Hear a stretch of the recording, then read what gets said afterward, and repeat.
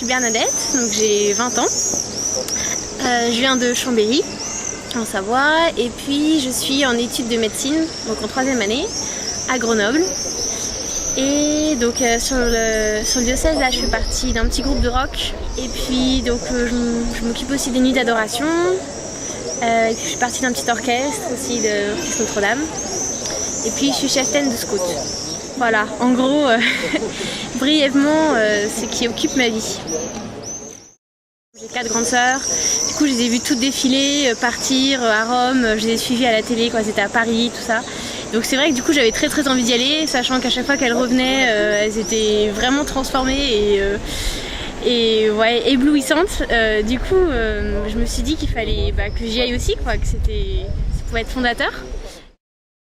En Australie, tu perds tous tes repères. Déjà, tu pars 25 heures d'avion, 8 heures de décalage horaire. Enfin, t'arrives, t'es complètement, mais sans dessus dessous, quoi. T'es à l'autre bout du monde.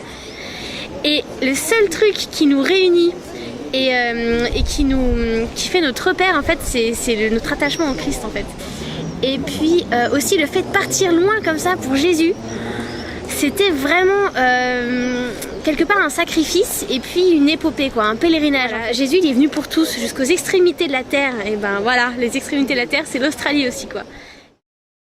Et là, on arrive, et en fait, notre carré, il était mais à une 50aine de mètres de l'estrade, quoi. Il y avait l'estrade, là, il y avait le carré des prêtres, et juste là, il y avait notre carré. Et donc on était vraiment au premier rang, on pouvait pas aller plus près, quoi. Et là, mais on a chanté, on a crié, on était mais trop heureux, quoi. On s'est dit mais waouh, merci Seigneur, mais quelle chance, mais quelle grâce nous a fait de pouvoir être vraiment proche du pape, quoi. Et qui nous parlait finalement un peu comme un grand-père à ses enfants. C'était vraiment notre père, quoi, celui qui était là pour nous enseigner, pour nous mener vers Jésus. Et donc cette relation vraiment très paternelle, très filiale qu'on avait avec lui.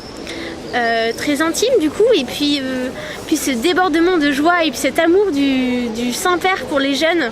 J'ai trouvé qu'il avait un regard tellement doux, tellement humble, et puis vraiment très paternel avec nous. Et puis ce qui m'a beaucoup marqué aussi, c'est vraiment l'adoration justement pendant cette veillée-là, où finalement, voilà, on a l'impression qu'on était là pour venir voir le pape. On s'est dit ouais, on va faire des milliers de kilomètres, on va aller en Australie pour voir le pape. Mais en fait c'est débile parce que le pape il est à Rome, quoi. Si tu veux le voir, je sais pas, tu déplaces, tu fais beaucoup moins de kilomètres et tu vas le voir. Et en fait c'était pas pour le pape qu'on était venu, mais ça je me suis rendu compte qu'à Sydney en fait. T'es pas là pour voir le pape, t'es là pour rencontrer Jésus, t'es là pour le Christ. Et en fait le fait que le pape se mette à genoux devant Jésus exposé, et ben voilà, ça nous a montré que lui aussi il était là pour Jésus en fait. Et que tous ensemble on s'est mis à genoux pendant un moment de silence où vraiment il n'y avait plus un bruit. Ce moment-là de recueillement profond et on s'est tous tournés vers Jésus avec le Saint-Père. C'était vraiment le symbole et l'accomplissement de tous ces GMJ, je trouve. Donc je pense que vraiment si tu as envie de vivre une expérience d'église profonde, d'avoir des idées pour vivre ta foi concrètement en tant que jeune aujourd'hui, voilà, vis à vos GMJ.